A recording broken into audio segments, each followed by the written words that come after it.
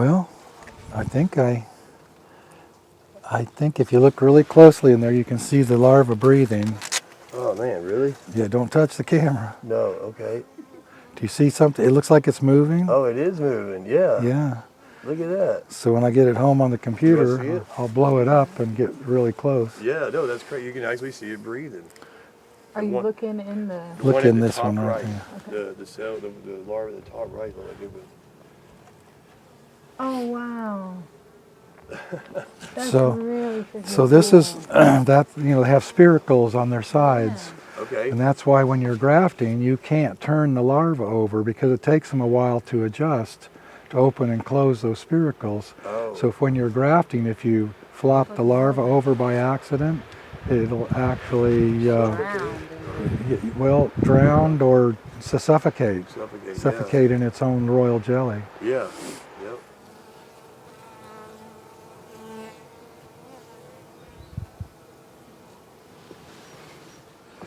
John's got a colony here that has a couple cells of brood that look like sacbrood, so I thought we'd get the camera out and see if we could take a close-up picture. So sacbrood is a viral infection, and it shows up in colonies that tend to be stressed for one reason or another. Weather shifts can cause it. Poor nutrition can cause it. I think colonies that have been on an artificial diet for a long period of time can probably be more susceptible to it than colonies that are on a good, healthy, fresh honey flow, pollen flow. It looks, you can look in this in a picture, and it looks like liquid in a sack at one point. Eventually it can turn yellow or brown. It can persist for a while on tools and equipment outside the colony. It can last for weeks, maybe a month or more, I'm not real sure. It doesn't last forever like American foul brood or anything like that. Combining bad colonies with good ones will infect the good one. Equalizing, spreading brood around that is infected with sacbrood is not a good practice. Although if you have a colony that's really got a severe case of it, you can actually boost it with hatching healthy brood or perhaps shake in some healthy bees. That can help them get over it quicker. Using requeening can help. Using good hygienic line of bees can kind of keep it out of your outfit. Again, I don't consider it a bad problem. I've never really experienced really bad incidents with it, but it pops up from time to time. To quote the Texas Bee Inspection, sacbrood spread and control. Sacbrood is most commonly seen during the spring and early summer, but will often clear up on its own during a good nectar flow. There are no known chemical controls on the market to use against sacbrood. However, the best method for prevention is to maintain a strong, healthy colony. Requeening may also be effective. Again, that's from the Texas Bee Inspection. So this yard has a lot of our colonies that never got treated last year. Haven't been treated in over a year. And I think the prudent thing to do is going to be to do a mite wash on every colony in this yard.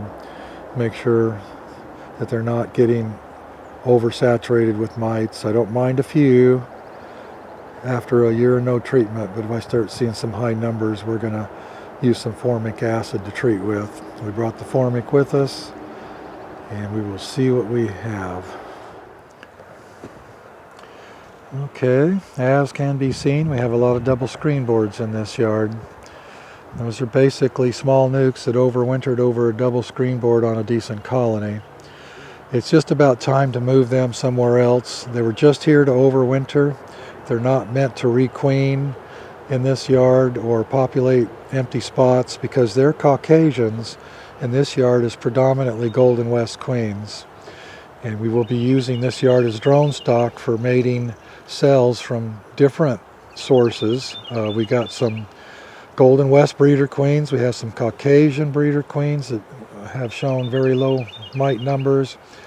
And I've got some breeder queens from Trevor Bowden in Wisconsin. He's running Lloyd Street Bees up there, and he's doing a lot of really good work for mite resistance. And we're going to be doing crosses in many directions. Caucasian with Golden West and Golden West with Caucasian, and Some of those from Wisconsin, and we're just having fun, just playing around with all these crosses, see what happens. Of course, this yard is dominated by colonies that have not been treated in over a year, and we are here to do a bunch of alcohol. I keep saying alcohol. Soapy water testing. We've proved that soapy water works better for mite washing, so we're going to use soapy water mite wash tests here, and they're just waiting for me to quit taking pictures. Okay, guys, let's do it. Man, I'm telling you, they were. John, we got a little maple pollen coming in here. Cool. Oh yeah.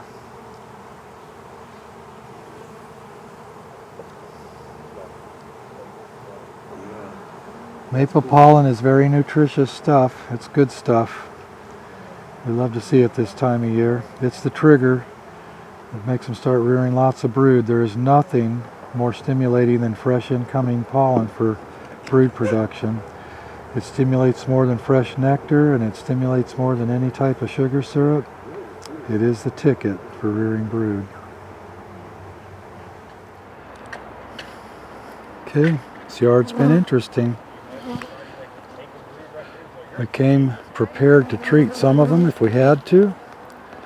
Brought some formic acid along with us, but we have not needed it. Not a single colony needs treating, which is surprising. The highest mite count we've seen in a soapy water wash has been 3. That was one of the no treatment colonies, and the rest have been 0s and 1s. Non-treatment and treatment colonies alike. So very surprising. Of course, I have no illusions. There's mites in the brood, I know that. But, you know, if something was overloaded at this time, it would show up at least with a few in a wash. The other surprising thing, it's interesting, that end of the yard's been really good. This end of the yard had about 3 or 4 laying workers, drone layers, that kind of stuff. So we dropped a few nukes down on the bottom board to catch the field force from the ones we removed. And we've got them marked. We'll take them away when we take the other nukes away, so this yard is left with only Golden West Queens. So again, there were 3 or 4 that were drone layers, laying workers, whatever, no queen. We're doing a bit of equalizing. We're leaving no more than 7 frames of brood in the bottom box and no brood in the top box. And it's been easy to take brood away. There have been a few that needed brood removed because there are some smaller colonies in here. How's it looking, John? Yeah, that's nice. Just wrapped in pollen. Lots of pollen. Love the pollen, yeah. Yep. Okay. Very pretty. Yeah. Okay, almost done in this yard.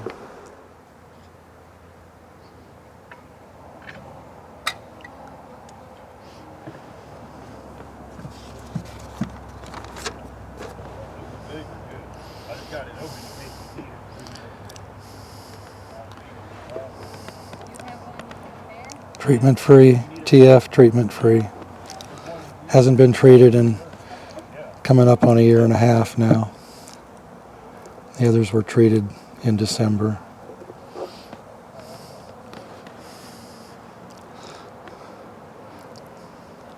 So I need to add one more thing. Those numbers look really good, but these are the colonies that we moved into this location to use as drone stock when we start grafting. These colonies were low numbers last year. We picked our best. It's kind of the beginning of our mite-resistant breeding program. We've got a couple yards like this where we moved in the best of the best. This will be drone stock. We've got our breeder queens chosen. They're over at my house, our grafting shed. We'll start that up here in a few weeks too. Yeah, a lot of people were. Just thought I'd show what we're doing in many of our yards. So if this was a pallet, we might reverse boxes. I just opened that one there, and all the brood was in the top box, and the bottom box was just kind of open comb, a little bit of food, and because the bottom board is nailed on, I was unable to reverse it. So John's going to go through this colony right here and see what he's got. What we're trying to do is get all the brood in the bottom, and of course if something has excessive brood, we will take a frame or two of brood and equalize with something smaller, although so far we haven't found anything that small that needs brood in this yard. Let's check this out, John. Okay. Show us how you would get all the brood down. What about this? Here we go. First off, one thing of note is that we didn't see any mites in the drone brood, so that's a thing to check immediately when you crack a box apart. Look and see if you got mites.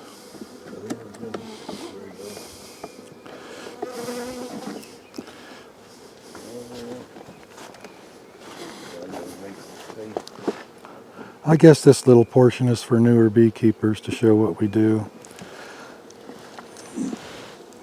So what we're looking for, and there'll be some of this in both boxes, we're looking for the frames of pollen which will go all the way out against the wall.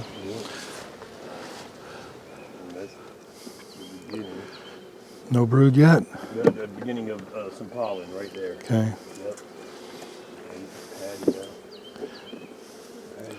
All these little paper remnants left over from our pollen supplement stuff. So, oh man, look at all that brand new larvae in there. It looks great. Just from way back here, I can tell this is a healthy colony. So these smaller frames, this goes down into around here. You got to be careful when you reconfigure the brood nest that the smaller stuff goes to the outside. The big frames of brood will go, which there may be a few, would go to the inside, to the center.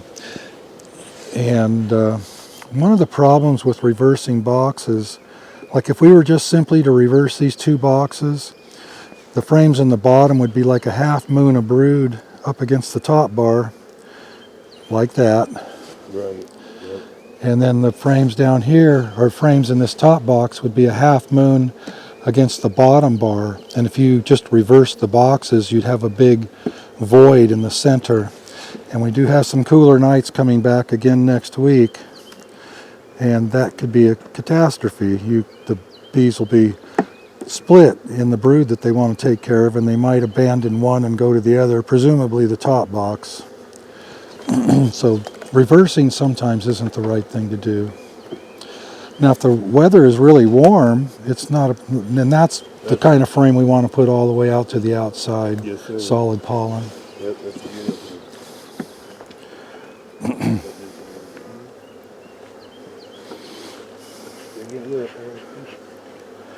It's early.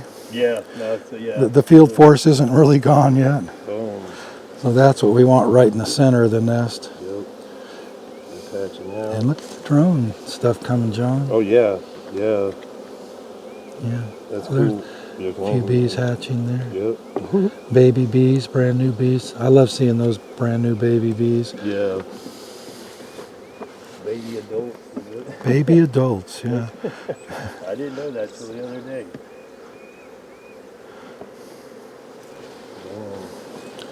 Yeah, the typical band of pollen across the top. A little bit of fresh nectar. This is maple nectar that we've been having come in right here. The maples have started. We're trying to put the empty comb above to give the bees a sense of space, swarm control, also allow them to grow quickly and easily. That's solid, isn't it? Yeah, Solid yes, larva, yeah.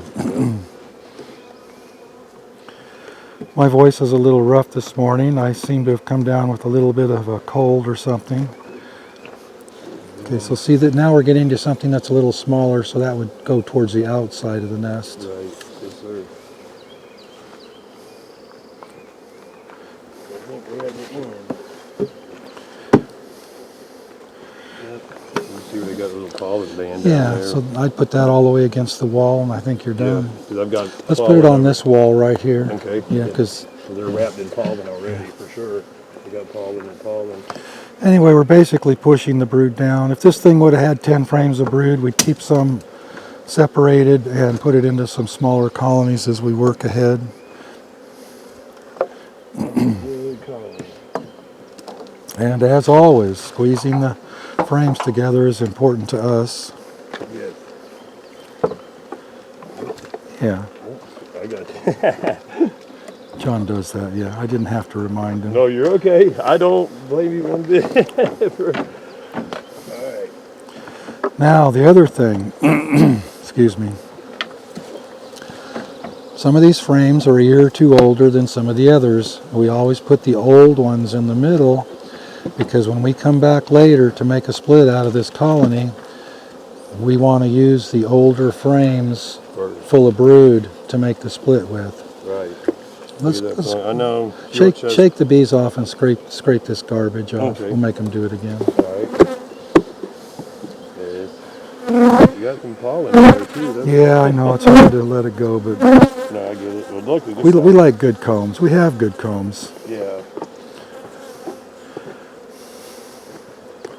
And so the problem with frames is if you have a frame of foundation in a colony and it does not get drawn out in fairly short order, and there's not a nectar flow or a syrup flow, the bees will strip the wax off the plastic, and then when they do get around to drawing it out, they kind of make a mess like that. And we'll keep scraping, we'll keep working until they get it right. You can rub scrap wax on in the field to help. Just won't be pollen. Yeah. So when we come back in 3 weeks, presumably to do splitting, there's going to be everything we need is going to be in this top box in the center. Right. And that's how we cycle frames. I know it sounds odd, but we rarely get old frames that have to go into the garbage, because if a frame is 1 or 2 or 3 years older than the rest, it gets sold as a nuke.